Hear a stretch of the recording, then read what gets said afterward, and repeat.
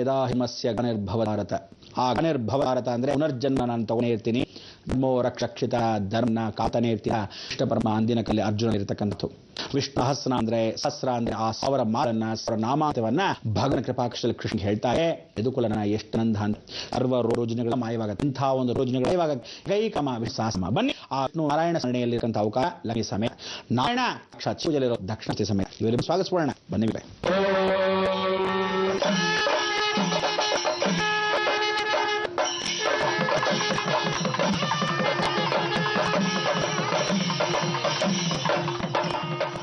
ದಣಿ ಆದ್ರೂ ಉಪರಿ ದಣಿಯಲ್ಲಿ ಬಹಳ ಮುಖ್ಯವಾದಕ್ಕಂಥದ್ದು. ಸ್ಮಾರಕಕ್ಕಂಥ ಏಕಾದಶಿ ಮಹಾವಿಷ್ಣು ಉಪವಾಸ. ಬೆಟ್ಟದ ಮೇಲೆ ಅವನಿಗೆ ಉಪವಾಸ ನಿಂತು ಉಪವಾಸ ಮಾಡ್ದು ಹಾಲು ಹಣ್ಣು ಹೋಗಬಹುದು. ಯಾವಾದ್ರೂ ಗರ್ಭೇಶ ಮಕ್ಕಳಿಗೆ ಒಳೆ ಮಾಂಸಾರ ವಿಷ, ಗಂಡು ಒಣಗಿದ್ರೆ ವಿಪತ್ತಿ ವಿಷ. ಅದಕ್ಕೋಸ್ಕರ ಜೀವಂತವಾಗಿ ಪ್ರತಿಯೊಬ್ಬ ಮನುಷ್ಯ ಜೀವನದಲ್ಲಿ ಏಕಾದಶವರ ಅಂತಕ್ಕಂಥದ್ದು ಮಹಾವಿಷ್ಣು ಸ್ವರೂಪದ ಹೀಗೆ ಒಂದು ಅಭಿಷೇಕವನ್ನು ಮಾಡ್ತಾರೆ. ಇವನು ಬರೀ ಏಕಾದಶಿಯಿಂದ ಆ ಶ್ರಮವಾಗಿರ್ತಕ್ಕಂಥದ್ದು ದಶಾವತಿಯಾಗಿರಂತ ನಮ್ಮೆಲ್ಲ ಗ್ರಹಗಳೇ 10 ದಿವಸ ಕಾಲಕ್ಕೆ ದಶಾವತಾರ. ಅದಾವತಾರನ್ನ ಸ್ವರೂಪ ತಗೊಂಡ್ರ ವಿಷ್ಣುಗೆ ಏಕಾದಶಿ ಉಪವಾಸವನ್ನ ಮಾಡಿ ಅನ್ನ ತಗೋಬೇಡಿ ಶ್ರೇಣ ತಗೋತೀವಿ. ಈ ವಿಷ್ಣು ನಾಮದ ಇವನ ಶ್ಲೋಕಥ ಪರಿಗುಣತೆ ಯಾರು ಬರೇ ಅಶ್ವಿನಿ ಕೃತ ಅಂತ ರೋಹಿಣಿ ಅಂತ ಹೋಗೋಣ. ರೋಹಿಣಿ ಮೊದಲನೇ ಪಾದದಲ್ಲಿ ಪರಿವರ್ತನೆ. ಇದೇನು ಹೇಳಿ 4ನೇ ನಕ್ಷತ್ರಕ್ಕೆ ಮೊದಲನೇ ಪಾದ 4ನೇ ನಕ್ಷತ್ರ ರೋಹಿಣಿ. ಎಲ್ಲೋ ಅಶ್ವಿನಿ ಕೃತಿಕ ರೋಹಿಣಿ ತಕ್ಕಂಥ ಮೃಗಶಾವರೆಗೂ ರೋಹಿಣಿ ವೃಷಲೇ ಕೂತಿತ್ತು. ಈಗ ನಾವು ಹೇಳಬಾದ ರಾಶಿ ಯಾರು ಶುಕ್ರನ ವೃಷ ಅಂದ್ರೆ ರೋಹಿಣಿ ನಕ್ಷತ್ರ ಅಂತಕ್ಕಂಥ ಕೃಷ್ಣ ಪರಮನದು. ಕೃಷ್ಣನಿಗೆ ಅಪವಾದವಿಲ್ಲ ಅಂತಾನೆ. ಅವನು ಶಮಂಕ ಮಣ್ಣಿನ ವಿಶೇಷವಾಗಿ ಜಾವಂತ ಕೈಯಿಂದ ಪರಿವರ್ತನೆ ಹೋಗಬೇಕು. ಬಂದ ಅಪದ ಕ್ಷಿತಮಾರನ ಕಾಲದಿಂದ ಬಂದ ಸೂರ್ಯವಂಶದಿಂದ ಕೊಟ್ಟಿರುವಂತಹ ಸೂರಗ ನೀನ್ ಕರೆಯ ಕೃಷ್ಣ. ಯಾಕೆ ಗಣೇಶನಿಗೆ ವಿಶೇಷ ಚತುರ್ದಶಿ ಹಾಲಿನಿಂದ ಕೃಷ್ಣ ಆ ಹಾಲು ಚಂದ್ರ ನೋಡಕ್ಷಣಕ್ಕೆ ಅಪವಾದ ಇಲ್ದಿದ್ದ ಭಗವ ಭೂಗ ಬಂದಾಗೇ ಅಪಕರ್ಮಗಳು ಇಲ್ಲ. ರಾಮಚಂದ್ರ ಸಾಕ್ಷಾತ್ ಯದುಲ ನಂದ ಆಗಿರ್ತ ಕೃಷ್ಣ ಪರಮನ ಮೊದಲನೇ ಅಂಶ ಅಂಥಲ್ಲಿ ಸೂರ್ಯವಂಶಸ್ಥ. ಅದಕ್ಕೆ ಇವತ್ತು ಸಿಂಹರಾಶಿಯಿಂದ ಕದಲಿ ಕನ್ಯಾರಾಶಿಗೆ ಬಂದು ತುಲಾರಾಶಿ ಬಂದುಬಿಟ್ಟಿದೆ. ಅಂದ್ರೆ ಈ ಸಿಂಹರಾಶಿ ಎಲ್ಲರಿಗೂ ಸೂರ್ಯವಂಶಸ್ಥ ರಾಮ ಸಾಟಿ. ಅವರ ತಾಗಿರ್ತಕ್ಕಂಥ ಹರಿಶ್ಚಂದ್ರ ಎಷ್ಟೇ ಸತ್ತಿದ್ರು ಸಹ ಯಾರನ್ನೂ ಬೇರ್ತಕ್ಕಂಥ ಸತ್ಯರಸ ಇವತ್ತು ಸ್ಮರಣವನ್ನು ಕರ ಮಾಡುದು. ಅಂದ್ರೆ ಇವತ್ತು ದೇವರಿದ್ದವರು ಪೂಜೆ ಪುನಸ್ಕಾರ ಮಾಡಿದವರು ಇವುಗಳಿಗೆ ತಪ್ಪಿಲ್ಲ. ರಾಮ ಅನಾಥವಾಸ ವನ ತಪ್ಪಿಲ್ಲ. ಸೀತಾ ಅವರಿಗೆ ಇದೀ ಜಗತ್ತಿ ಅಪವಾದ ತಪ್ಪಿಲ್ಲ. ಇಂಥದೇ ನೀವುಗಳು ಪುನಸ್ಕಾರ ಮಾಡದೆ ಕರ್ಮ ಗ್ಯಾರಂಟಿ ಇಲ್ಲ. ಅದೇ ಈ ತಪ್ಪೇ ಇರ್ತಕ್ಕ ಅವಕಾಶವನ್ನು ಏನಾದ್ರೂ ಬುದ್ಧಿ ಮಾಡಿಸ್ಕೊಂಡು ಭಗವಂತ ಬಾಕಟಾಕಿ ಆ ನಕ್ಷತ್ರ ಈ ರೋಹಿಣಿ ನಕ್ಷತ್ರದಲ್ಲಿ ಕಣ್ಣಿನ ಭಾಗ ನೋಡ್ಕೊಳ್ಳಿ. ನಿಮಗೆ ಶುಕ್ರ ಅಂದ್ರೆ ಅದರಲ್ಲಿ ಸೂರ್ಯ ಸಂಶಸ್ತಕ್ಕಂಥ ಪರಮಾನ ಚಲನಿಸ್ಕೊಂತೀವಿ. ಚ ಅಂದ್ರೆ ಕಳಭಾಗ, ಅರ ಅಂತಂದ್ರೆ ಕುಜಾಗ, ಸು ಅಂದ್ರೆ ನಿನ್ನ ಪ್ಯೂ ಒಳಭಾಗದಲ್ಲಿ ಏನ್ ಮಾಡಿ ರಂಧ್ರವನ್ನು ಉಂಟಾನೆ. ಹಾಗೆ ಬೆಳೆ ಕಣ್ಕಾಯ ಹೀಗೆ ಹುಡುಗ ಪಾಪ ಹೆಣ್ಣು ಕಾಣ ಹಾಕ್ಬಿಟ್ರೆ ಏನ್ ಮಾಡ ಇವನ ಹೇರುತ್ತೆ ಹೇಗಾತೆ ಅಂತ ಗೊತ್ತಾ. ಅದಕ್ಕೆ ಇನ್ನು ಇನ್ನು ಅಂದ್ರೆ ಅದು ನೋಡ್ತಾ ಇರ್ತಾರೆ. ಕಾಣಿದ್ಯಾ ಅಂದ್ರೆ ಹೂ ಕಾಣ್ತಾ ಇರ್ತಾನೆ ಪಾದಿ ಎಲ್ಲ ನೋಡ್ತಾ ಇರುತ್ತೆ. ಹಾಗಾದ್ರು ಸ್ಕ್ವಿಟ್ ಐ ಅಂತೀವಿ. ಸ್ಕ್ವಿಟ್ ಅಂದ್ರೆ ಹತ್ರ ಶುಕ್ರನಗಳು ಹೆಚ್ಚು. ರೋಹಿಣಿ ನಕ್ಷತ್ರ ಮೊದಲನೇ ಪಾಗೆ ಕಣ್ಣಿಗೆ ಬಹಳ ಕೊಳಿ. ನೀರು ಮೂರು ವಿಸರ್ಜನೆ ಮಾಡಿದಾಗ ಉಷ್ಣಾಂಶ ಯೋಗ ಇದೆ ಅಂತಾರೆ. ಯಾಕೆ ಕುರಿಯೇ ಅಂದ್ರೆ ಉಷ್ಣಾಂಶದ ಕುಜನು ಮತ್ತು ಸೂರ್ಯನು ನೀವುಗಳು ಸರಿಯಾಗಿ ನೀರು ಕುಡಿದಿದ್ದ ಹಾಗೆ ಮಾಡಿಟ್ಬಿಡ್ತಾನೆ. ದೇಹದಲ್ಲಿ ನಿಮಗೆ ನೀರನ್ನೇ ಒಳಭಾಗದಲ್ಲಿ ಸೇರಿಸದೇ ಇದ್ದಂಗೆ ಊಟ ಮಾಡಿದ ತಕ್ಷಣ ನೀರು ಕುಡಿಬೇಕು, ಮಜ್ಜಿಗೆ ಕುಡಿಬೇಕು, ನೀರಂಶಗಳು ಹೆಚ್ಚಾಗಿ ಒಳಗೆ ಹೋಗಬೇಕು. ಆಗ ರೋಗ ರುಜಿನಗಳು ಬರಲ್ಲ. ಅದಕ್ಕೆ ರೋಹಿಣಿ ನಕ್ಷತ್ರದವ್ರಿಗೆ ಯಾವತ್ತಿದ್ರು ಕಾನ್ಸ್ಟಿಪೇಷನ್ ಇದೆಲ್ಲ ತಿಳ್ಕೋಬೇಕ್ರಿ. ಅಂಥ ಒಂದು ರೋಗ ದೋಷಗಳನ್ನ ಪರಿವರ್ತನೆ ಕಣ್ಣಿನ ಕಾಪಾಡ್ತಕ್ಕಂಥ ಅವಕಾಶ ಈ ರೋಹಿಣಿ ನಕ್ಷತ್ರದ ಈ ಒಂದು ಗುಣ ವಿಷ್ಣು ಸಹಸ್ರನಾಮದ ಪಾದ. ಅದಕ್ಕೆ ರೋಹಿಣಿ ನಕ್ಷತ್ರ ಮೊದಲನೇ ಪಾದವರು ಈ ಶ್ಲೋಕವನ್ನು ನೋಡಿ ವಿಷ್ಣುವನ್ನ ಅನುಗ್ರಹವನ್ನ ಪಡೀರಿ. ಮೊದಲನೇ ಸಲ ಹೇಳ್ತೀನಿ, 2ನೇ ಸಲ ಕೇಳಿ, 3ನೇ ಸಲ ನೀವು ಹೇಳ್ಕೋಬೇಕು. ಕೇಳ್ತೀರಾ? ಬನ್ನಿ ಕೇಳೋಣ. ರುದ್ರೋ ಬಹುಶಿರಾ ಬಭ್ರುರ್ವಿಶ್ವಜುನಿಶುಚಿಶ್ರವಾಃ ಅಮೃತಃ ಶಾಶ್ವತಸ್ಥಾಣುರ್ವರಾರೋಹೋ ಮಹಾತಪಾಃ.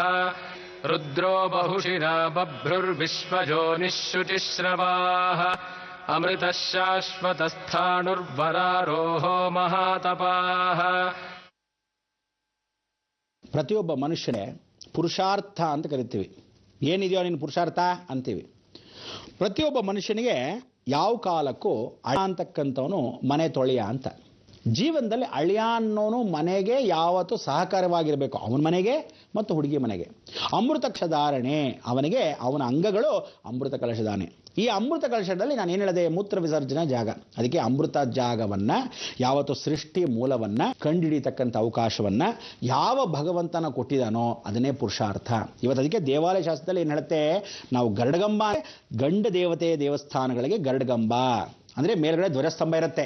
ಹೆಣ್ಣು ದೇವಸ್ಥಾನಗಳಿಗೆ ಬಲಿಪೀಠ, ಇದನ್ನು ಆವರಣದಲ್ಲೇ ಕಳೆದಿದ್ದಾರೆ. ಯಾಕಂದರೆ ಅವಳಿಗೆ ಯಾವ ಕಾಲಕ್ಕೂ ಧ್ವಜಸ್ತಂಭ ಇರೋದಿಲ್ಲ. ಹೀಗೆ ಇಂತಹ ಒಂದು ಅವಕಾಶವನ್ನು, ಅಮೃತ ಕಲಶವನ್ನು ಕಾಪಾಡು. ಶಾಶ್ವತವಾಗಿ ಅವನಲ್ಲಿ ಸೃಷ್ಟಿ ಮೂಲವನ್ನು ಕಾಪಾಡ್ತಾ ಬಾ. ಯಾವತ್ತು ತಿಳ್ಕೊಳ್ಳಿ, ಮನುಷ್ಯನಲ್ಲಿ ಆರೋಗ್ಯ ಸಮೇತ ಐಶ್ವರ್ಯ ಅಭಿವೃದ್ಧ್ಯರ್ಥಂ ಅಂತ ಆಶೀರ್ವಾದ ಮಾಡಲ್ಲ. ವಿಜಯ ವೀರ್ಯ, ಯಾವಾಗಲೂ ನಿಮ್ಮಲ್ಲಿ ವೀರೋತ್ಪತ್ತಿ ಇದ್ದರೇನೇ ಜೀವನ ಪರ್ಯಂತ ಆಯುಷ್ ಚೆನ್ನಾಗಿರೋದು. ಅದಕ್ಕೆ ಕನ್ಯಾಕುಮಾರಿ ಕ್ಷೇತ್ರದಲ್ಲೂ ಏನು ಹೇಳುತ್ತೆ, ಜೀವನದ ಮೂಲ ರಹಸ್ಯಗಳನ್ನು ಯಾರು ಕಂಡುಹಿಡಿತಾರೋ, ಅದನ್ನು ಯಾವತ್ತು ಜ್ಞಾನದಲ್ಲಿ ಸಿದ್ಧಿಪಡಿಸ್ಕೊಂತಾರೋ ಅದರ ಅಪರೂಪ, ಅದನ್ನು ಕಾಪಾಡ್ಕೋಬೇಕು. ವಿಜಯವೀರ್ಯ ಯಾವತ್ತಿದ್ರೂ ಅದನ್ನೇ ನೀನು ಕಾಪಾಡ್ಕೋ, ಆವತ್ತು ಜೀವನದಲ್ಲಿ ಸುಖ ಲೇಸು.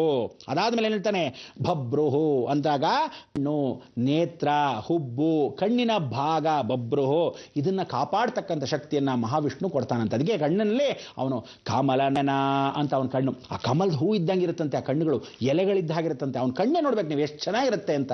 ಕಮಲಯನ, ಕಮಲಾಕ್ಷಿ, ಕಣ್ಣು ಕೂಡ ಕಣ್ಣುಗುಡ್ಡೆ ಕಮಲಾಕ್ಷಿ, ಕಮಲದ ಬೀಜ ಇದ್ದಾಗಿರುತ್ತೆ. ನಾನು ನೋಡಿ ಈಗ ಹಾಕೊಂಡಿಲ್ವಾ ಕಮಲದ ಬೀಜ, ಹಾಗೆ ಇದನ್ನ ಎಷ್ಟು ಚಳಿ ಪೂಜೆ ಪುನಸ್ಕಾರ ಜಪವನ್ನ ಮಾಡ್ತೀವೋ ಅಷ್ಟು ಚೆನ್ನಾಗಿ ಅನುಗ್ರಹ ಪೂರ್ವಕವಾಗಿರಬೇಕು. ಇದನ್ನು ತಿಳ್ಕೋಬೇಕು.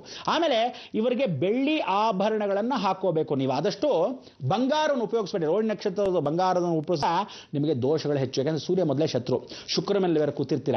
ಆದ್ರಿಂದ ರೋಹಿಣಿ ನಕ್ಷತ್ರ ಮೊದಲನೇ ಪಾದದವರಿಗೆ ಯಾವ ಕಾಲಕ್ಕೂ 1, 2, 3, 4 ನೀವೆಲ್ಲ ರೋಹಿಣಿ ನಕ್ಷತ್ರದವರು ಸೂರ್ಯನ ಕಾಂತಿಗಿಂತ ಚಂದ್ರನ ಕಾಂತಿ ಹೆಚ್ಚಾಗಿ ಇಟ್ಕೋಬೇಕು. ಅದಕ್ಕೆ ಬೆಳ್ಳಿ. ಶುಚಿರ್ಶ್ರವ ಅಂತಕ್ಕಂಥದ್ದು ನೇತ್ರದ ಪ್ಯೂಪಲ್, ಐ ಪ್ಯೂಪಲ್ನ ನೋಡ್ಕೊಳ್ತಕ್ಕಂಥ ಅವಕಾಶ. ಮೂಲ ನೇತ್ರ ಅಂತ ಕರಿತೀವಿ, ಆ ಮೂಲ ನೇತ್ರವನ್ನು ನೋಡ್ಕೋಬೇಕು. ಅದಕ್ಕೆ ಏನು ಮಾಡ್ತೀವಿ, ರಂಧ್ರ ಭಾಗದಿಂದ ಕಣ್ಣಿನ ಭಾಗಕ್ಕೆ, ತಲೆಯ ಭಾಗದ ಅಲ್ಲಿ ಏನಾಗುತ್ತೆ 3 ಚಿಪ್ಪು ಜಾಯಿನ್ ಆಗುತ್ತೆ. ಅದಕ್ಕೆ ಬ್ರೈನ್ ಅಂತ ಕರಿತೀವಲ್ಲ, ಆ ಬ್ರೈನ್ನಲ್ಲಿ 3 ಭಾಗಗಳು. ಅಲ್ಲಿ ಆ ಬ್ರೈನ್ನಲ್ಲಿ ನೀವು ನೋಡಿದ ಹಾಗೆ ಒಂದು ನರ ಹೀಗೆ ಮುಟ್ಟಿರುತ್ತೆ. ಅದನ್ನ ಬಹಳ ಚೆನ್ನಾಗಿ ನೋಡ್ಬೇಕು. ಅದಕ್ಕೆ ಇಂಥವರಿಗೆ ಸಡನ್ ಶಾಕು, ಸಡನ್ ಆಶ್ಚರ್ಯ, ಸಡನ್ ಆಗಿ ಆಗ್ತಕ್ಕಂಥದ್ದು ಯಾವತ್ತೂ ಎಕ್ಸೈಟ್ ಆಗಬಾರ್ದು. ದುಃಖನೂ ಅಷ್ಟೇ, ಸಡನ್ ಆಗಿ ದುಃಖ ಆಗೋದು ಇಂಥವ್ರಿಗೆಲ್ಲ ಕೊಟ್ಟಾಗ ಬಹಳ ಡೇಂಜರ್. ಇಂಥವ್ರಿಗೆಲ್ಲ ಏನಾಗುತ್ತೆ, ಆ ರಂಧ್ರ ಮೇಲೆ ಮುಚ್ಕೊಂಡ್ಬಿಡುತ್ತಂತೆ. ಆಗ ಬ್ರೈನ್ ಎಂಬ್ರೇಜ್, ಬ್ಲಡ್ ಕ್ಲಾಟ್ ಆಗೋದು, ಇದೆಲ್ಲ ಆಗ್ತಕ್ಕಂಥ ಅವಕಾಶಗಳು ಇಂಥವ್ರಿಗೆ. ಸೊ ರೋಹಿಣಿ ನಕ್ಷತ್ರದ ಮೊದಲನೇ ಪಾದದವರು ಇದಿಷ್ಟು ಗಮನದಲ್ಲಿ ಇಟ್ಕೊಂಡ್ರೇನೆ ಮುಖ್ಯ ಫಲ. ಇದಕ್ಕೆಲ್ಲ ಸಾಕ್ಷಿ ರೂಪವಾಗಿ ನಿಮ್ಮನ್ನು ಕಾಪಾಡೋದ್ಯಾರೋ, ಮಹಾವಿಷ್ಣು ಒಬ್ಬನೇ.